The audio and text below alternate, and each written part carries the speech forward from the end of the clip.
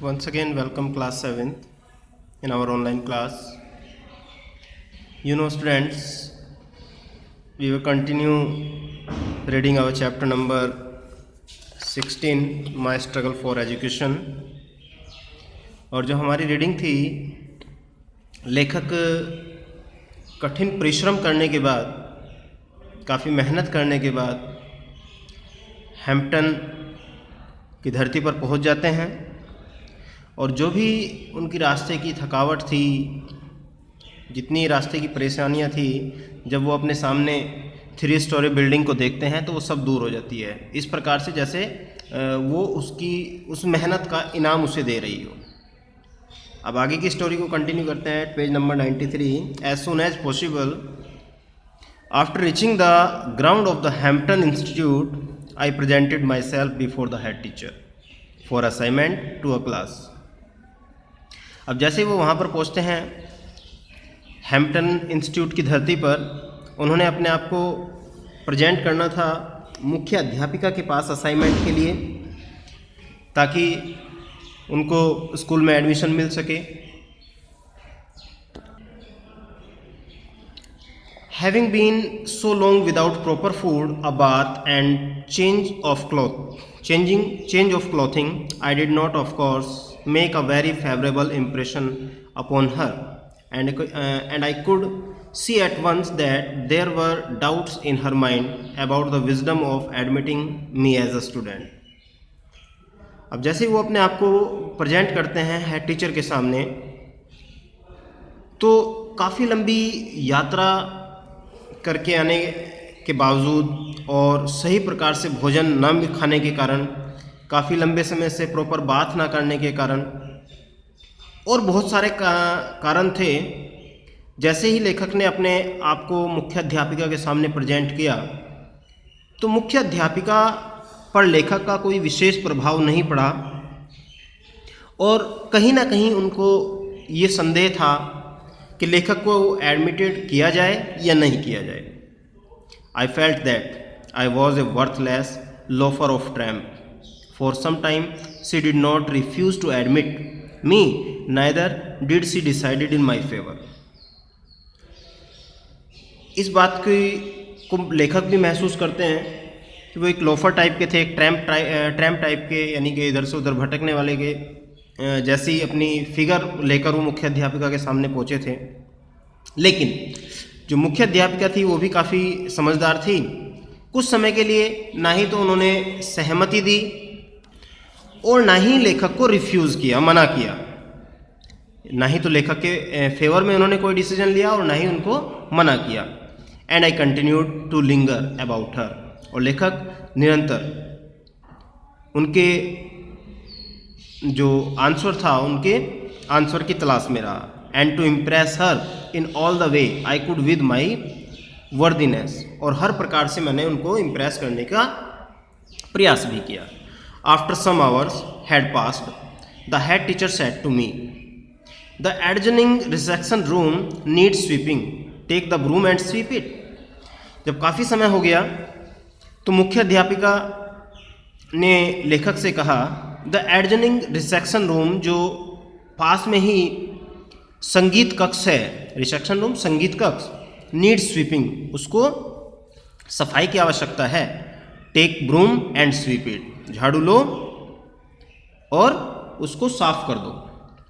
It occurred to me at once that here was my chance. और जैसे मुख्य अध्यापिका ने उनको ऑर्डर दिया तो लेखक को ऐसा लगा कि शायद अब अवसर उसके लिए है, यानी कि अब उसके अवसर के रास्ते खुल चुके हैं। Never did I receive an order with more delight, मैंने कभी आज से पहले इतनी प्रशंसा के साथ कोई ऑर्डर एक्सेप्ट नहीं किया था।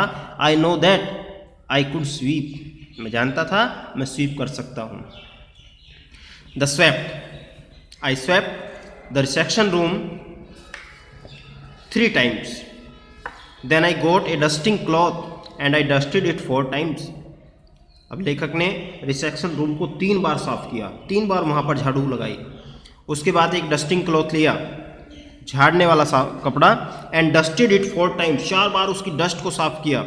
All the woodwork around the walls, जितना भी वुडवर्क्स दीवारों पर हुआ था उसको सबको साफ़ किया। एवरी बेंच, प्रत्येक बेंच को साफ़ किया। टेबल एंड डेस्क, टेबल पर गया, डेस्क पर गया, उनको सबको साफ़ किया। I went over 4 times with my dusting cloth, यानी कि प्रत्येक स्थान पर वो 4 बार गए अपने डस्टिंग क्लॉथ को लेकर। उनकी सफाई उन्होंने 1 बार किया, फिर 2 बार किया, फिर 3 बार किया और फिर 4 बार किया। प्रत्येक चीज़ को बड़ी मेहनत के साथ 4 बार उन्होंने साफ किया। Besides every piece of furniture had been moved and every closet and corner in the room had been thoroughly clean, यानी कि प्रत्येक कॉर्नर में और प्रत्येक उस स्थान पर जहाँ पर धूल मिट्टी जमा हो सकती थी वहाँ पर उन्होंने सफाई का कार्य किया। I had the feeling that in a large measures my future depends upon the impression that I made upon the teacher in the cleaning of the room, क्योंकि लेखक जानते थे कि लेखक का भविष्य कहाँ पर निर्भर करता है, उस कमरे की सफाई पर निर्भर करता है। अगर मुख्य अध्यापिका को उस कमरे की सफाई जो कि जिस कार्य में लेखक को लगाया गया है अगर वो पसंद आ जाती है तो लेखक को वहाँ पर एडमिशन लेने की स्वीकृति मिल जाएगी। लेखक इस बात को जानते थे। आगे देखिए, when I was through I reported the head teacher, she was a Yankee woman who knew just where to look for dirt. When I was through, जब मैं अपने आप से सहमत हो जाता हूँ कि हाँ भाई मेरा कार्य कंप्लीट हो चुका है, मैंने मुख्य अध्यापिका से कहा। और वो यंकी वुमेन यानी कि समझदार काफ़ी होशियार स्त्री थी, वो जानती थी कि डर्ट कहाँ पर हो सकती है, डस्ट कहाँ पर हो सकती है। She went into the room and inspected the floor and closet, वो जैसे ही बताया गया पर कमरे में गई, उन्होंने इंस्पेक्शन किया और प्रत्येक स्थान की ओर उन्होंने देखा जहाँ पर धूल हो सकती थी। Then she took hanky and rubbed it on the woodwork, उसके बाद उन्होंने क्या किया, अपना हैंकी निकाला जेब से और उसको जो वुड वर्क था, लकड़ी का फर्नीचर था, उस पर फेरा, दीवारों पर फेरा। And over the table and benches, table पर रगड़ा उसको, बेंचेज पर रगड़ा। When she was unable to find one bit of dirt on the floor or a particle of dust on any of the furniture, she quietly remarked, I guess you will do to enter this institution। और जब लेखक के किए हुए कार्य उनको बिल्कुल अच्छा लगा, क्योंकि कहीं पर भी लेखिका को मुख्य अध्यापिका को एक धूल का कण भी नहीं मिला, तो उन्होंने धीरे से कहा कि मुझे लगता है कि आपको इस इंस्टीट्यूशन में एंटर हो जाने की परमिशन मिल जाना चाहिए। I was one of the happiest soul on earth. The sweeping of the room was my college examination and never did any youth pass an examination for entrance into Harvard और Yale that gave him more genius satisfaction. लेखक यहाँ पर बता रहे हैं कि मैं उस समय जब मुख्य अध्यापिका की मैंने शब्द सुने तो शायद पृथ्वी पर सबसे ज़्यादा खुश इंसान था, और उस कमरे की सफाई मेरे लिए कॉलेज का एंट्रेंस एग्जामिनेशन था। बहुत सारे युवा एंट्रेंस एग्जामिनेशन देते हैं हार्वर्ड के लिए और येल के लिए, लेकिन ऐसा जीनियस सेटिस्फैक्शन किसी को नहीं मिला होगा। I have pass several examination, उसके बाद लेखक बता रहे हैं कि मैंने बहुत सारी परीक्षाओं को पास किया है सिंस देन, उसके बाद। But I have always felt that this was the best one I ever passed. लेकिन लेखक हमेशा अपने आप को पाते हैं कि ये परीक्षा उनके लिए सबसे बेस्ट परीक्षा थी, जितनी भी परीक्षाएं उन्होंने पास की हैं।